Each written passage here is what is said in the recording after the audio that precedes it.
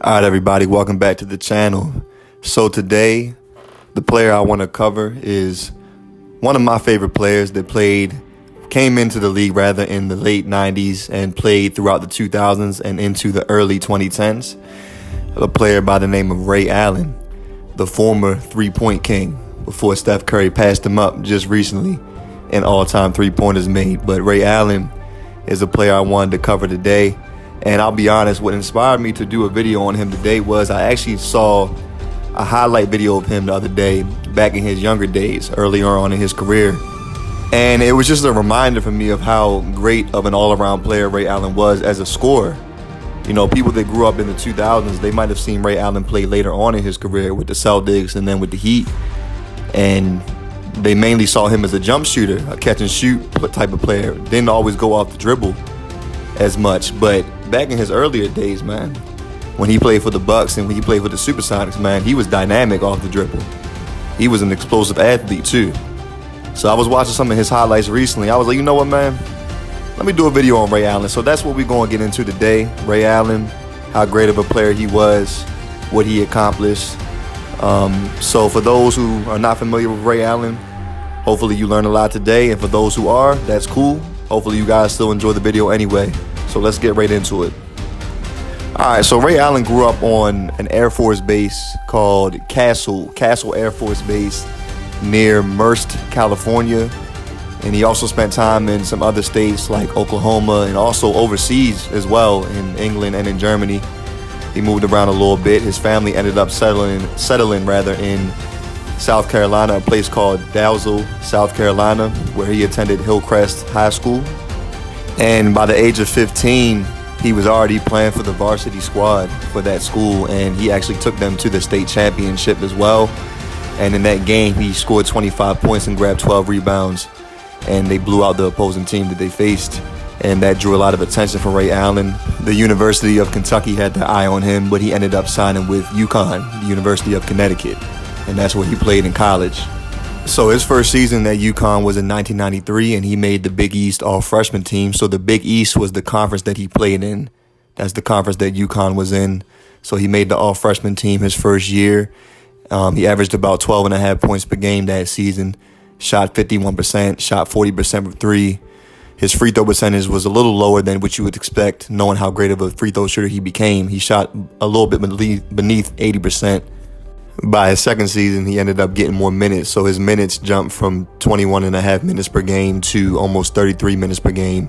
So his scoring average went up from about 12 points to 21.5 points per game. His shooting percentage went down a little bit to about 49%. His three-point percentage went up to about 45%, and he still shot a little bit under 80% from the foul line. But he was much more productive in his second season. He ended up making the All-Big East first team, and he was named USA Basketball Male Athlete of the Year as well in his second season playing for UConn.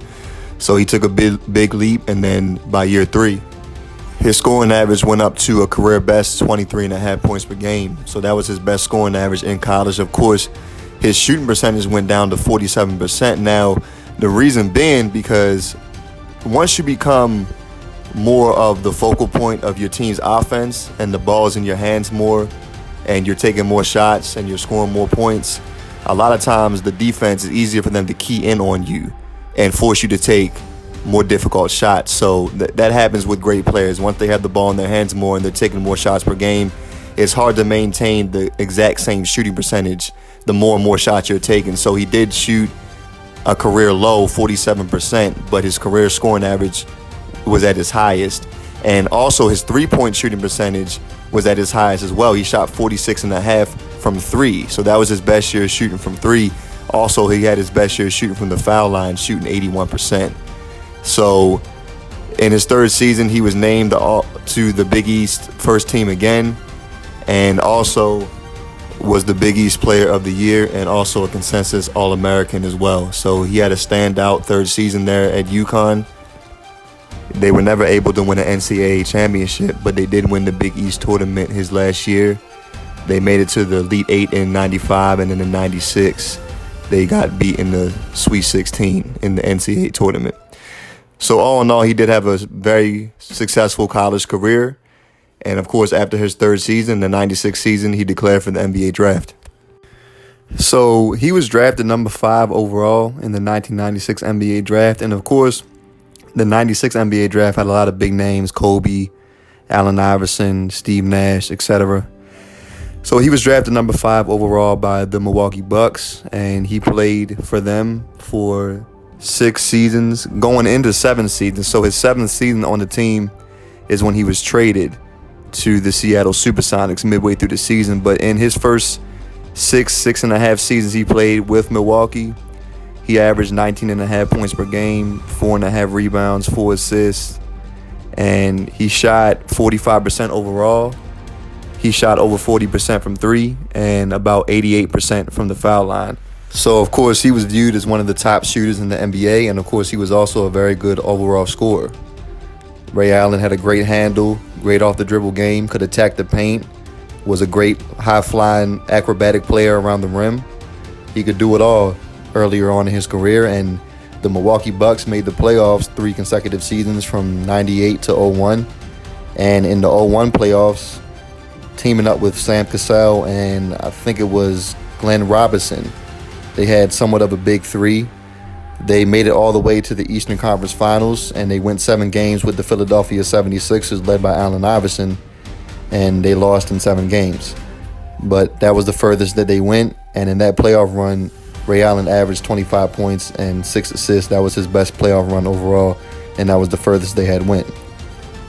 So as I already stated, midway through the 02-03 season, Ray Allen was traded to the Seattle Supersonics, and the other big-name player that was involved in that trade was Gary Payton. Gary Payton went to Milwaukee. They swapped teams, and Ray Allen played for the Supersonics from that point all the way to the 06-07 season, and that's when he put up his best scoring numbers. He averaged over 24.5 points per game playing for the Supersonics, and they did make the playoffs in the 04-05 season, and they made it to the second round where they lost in 6 games to Tim Duncan and the San Antonio Spurs, and they were never able to make the playoffs any year outside of that year. So the next 2 seasons, 05 through 07, Ray Allen put up some great scoring numbers. He averaged 25.5 points per game in the 05-06 season, and at the time he set the record for most threes made in the season with 269. And then in the 06-07 season, he put up his career best scoring numbers in that season, averaging 26.5 points per game. Both seasons, his team failed to qualify to make the playoffs. And going into the 07-08 season was when Ray Allen was traded to the Boston Celtics to team up with Paul Pierce. And they also acquired Kevin Garnett. So they formed a big 3, and that team had high expectations going into that season. They lived up to those expectations. They finished with the best record in the NBA, going 66-16. And they ended up going into the playoffs as the favorites to come out on top. Of course, it was a tough playoff run. They had 2 7-game series. In round 1 against the Atlanta Hawks, the Hawks shocked them and took them 7 games with Joe Johnson and his squad. And then LeBron and the Cavs took them 7 games. In round 2, they beat Detroit, the Detroit Pistons team. In round 3, they beat them in 6 games in the conference finals. And then they went on to beat Kobe and Paul Gasol and the Lakers in the finals in 6 games. And Paul Pierce was the MVP of the finals. However, there are some people that will make the claim that Ray Allen should have been the MVP. I thought it was very close myself. Ray Allen averaged 20 points per game. He did shoot over 50%, 40% from 3. Actually, he shot over 50% from 3. 50% from 3 and around 87% from the foul line. He was very efficient. Paul Pierce put up similar numbers, but he was much less efficient, but he did lead the team in assists. So they gave him the MVP. And Paul Pierce, it was he was the face of the team. He was the heart and soul of the team, so they gave it to him. But Ray Allen did his thing. And coming into the next year, the 08-09 season, they were looking to repeat. They started off with a 27-2 record that year. They came out with a bang. They looked like the team to beat, and they were holding it down. And then eventually Kevin Garnett went down due to injury, so that brought them back a little bit. They still finished with a 62-20 record. They were second in the East, and they beat the Bulls in the first round in 7 games. Ray Allen had a 50-point game in Game 6 of that series, a 51-point game to be exact. And by the way, that first round series between the Boston Celtics and Chicago Bulls in the 2009 playoffs, just in my lifetime, from what I've seen, that's definitely the best first round series I've ever seen since I've been watching basketball. Almost every game seemed like it was coming down to the wire. If I'm not mistaken, I think Ray Allen hit a game-winning shot. He hit a game-winning shot in Game 2 of that series. It's just coming back to me right now as I'm speaking. The game I was talking about where he scored 51 points, they lost that game. That game was like an overtime or a double overtime game. And there was multiple other games that came down to the last-second shot. Paul Pierce hit a game-winning shot in Game 5. And in Game 7, they closed the Bulls out. They won, I think it was like a 10-point game. But that was one of the games that wasn't that close. But they closed them out in 7 games, and then they went on into round 2, faced off against the Orlando Magic. They had Dwight Howard, Hedo Turkoglu, Rashard Lewis. They were the healthier team. The series went 7 games. Boston had a 3-2 lead. They lost in Orlando, and then they got blown out at home in Game 7. And that ended their playoff run in 2009. Then going into the next season, in the 2009-2010 season, they struggled a bit. They finished with a 50-32 record. It appeared as if they were starting to show their age. But then come playoff time, they made a great run. They went to the finals again. They were able to beat the Heat with Dwayne Wade in round 1 in 5 games. They beat the number 1 seeded Cavaliers in round 2 in 6 games. And then they went on to avenge their loss from the previous season against Orlando. They beat them in 6 games as well. And they squared off against Kobe and the Lakers, who were looking to avenge the loss they took to the Celtics back 2 seasons prior. So it was a rematch of that finals matchup that happened in 2008. So the series that they had, it went 7 games. Boston had a 3-2 lead. Ray Allen in Game 2 set the record for most three-pointers made in a finals game. He hit 8 threes. That was pretty much the highlight of what he was able to do in that finals. He did struggle a bit overall shooting the 3 and shooting in general. And Boston wasn't able to seal the deal. They lost the series in 7 games, even though they were up 3-2. The Lakers beat them the last 2 games at home, Game 6 and Game 7. It was definitely one of the best final series that I've seen in my lifetime. And the Lakers took it home in 7 games. So now going into the 2010-2011 season, that's the season LeBron teamed up with D-Wade and Chris Bosh and formed their own Big Three down in Miami. And that season, they were viewed as the biggest threat to the Celtics in the East. And they met up with the Celtics in round 2. So the Heat were the 2 seed. The Celtics were the 3 seed. And the Heat were able to beat them in 5 games. And the next season after that, the 2011-2012 season, that would end up being Ray Allen's final season in Boston. They matched up with the Heat again. This time it was in the conference finals. The Heat again were the 2 seed, and Boston, they were the 3 seed again. They matched up with them in the conference finals. Actually Boston was the 4 seed that year. And they squared off in the conference finals, and that series is another series where Boston had a 3-2 lead. Now, Chris Bosh missed some games in that series, so that gave Boston the chance to maybe capitalize. They had a 3-2 series lead. By this time, Chris Bosh was back in the lineup, and they blew Game 6 at home. LeBron had one of his greatest playoff performances in his career in Game 6 against Boston. He took over that game and dominated.